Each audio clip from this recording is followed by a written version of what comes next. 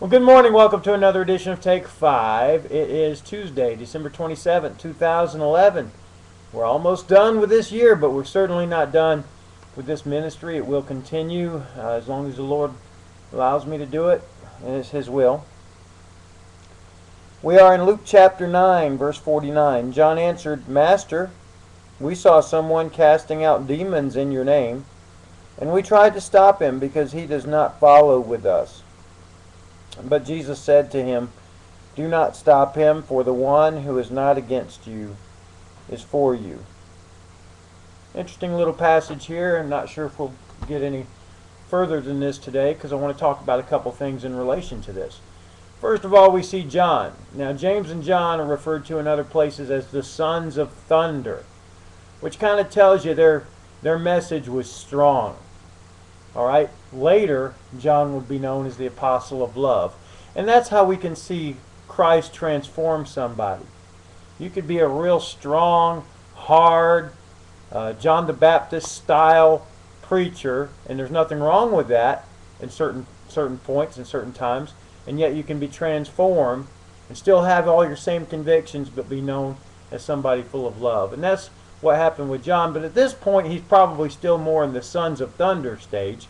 This is the Apostle John, not John the Baptist. At this stage, John the Baptist has been beheaded.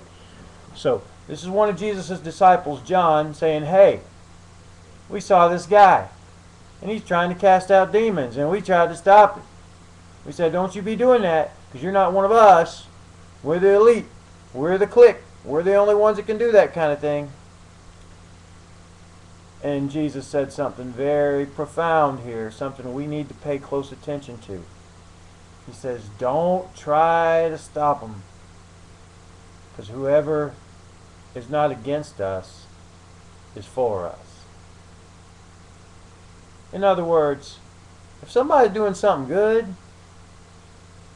leave them alone, or maybe encourage them or help them, but don't try to stop them.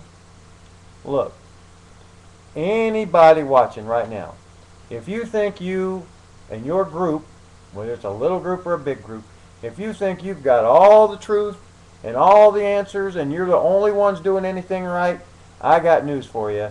You're way off. You're not even close to being right. Look, Jesus, if anybody could have claimed that, it would have been Jesus and his disciples. And basically Jesus is saying, look, we're not the only ones doing good stuff. There's all kinds of other people, all kinds of other organizations, all right, doing good things. All right, we're going to do good, but we're not going to try to hinder other people who are doing good. So if you see people doing good things, if you see groups doing good things, let them do it. They don't have to agree with every doctrinal point that we have. They don't have to dress like we do. They don't have to come to the same church we do. They don't have to speak the way we do and use our terminology and our lingo.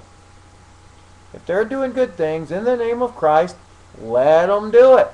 If they're casting out demons, let them do it. You know what? I can't cast out demons. If there's somebody else that can do it, let them do it. All right? There's great mission works all over the world, and they have nothing to do with the Church of Christ that I go to or any church that I've ever been a part of. But they're doing great works, and I'm so thankful for them. We just came through Christmas, and the Salvation Army does a lot of great works, and I'm grateful for it. And I support them when I can. I drop the money in. And I've supported other organizations that don't have anything to do with my particular group.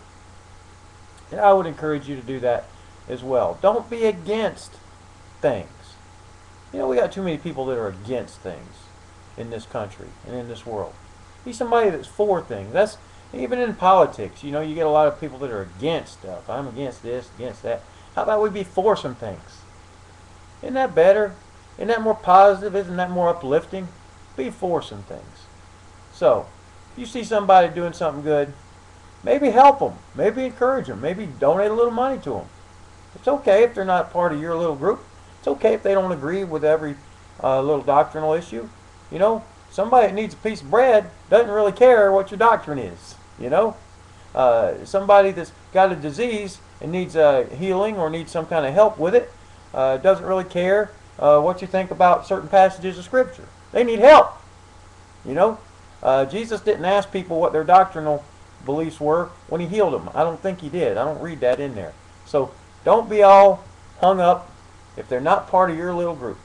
Just love them, encourage them, and help them if you can, because Jesus said, whoever is not against us is what? Is for us. And I'm certainly for you. Thank you for watching this broadcast. Come back tomorrow for the next edition of Take 5.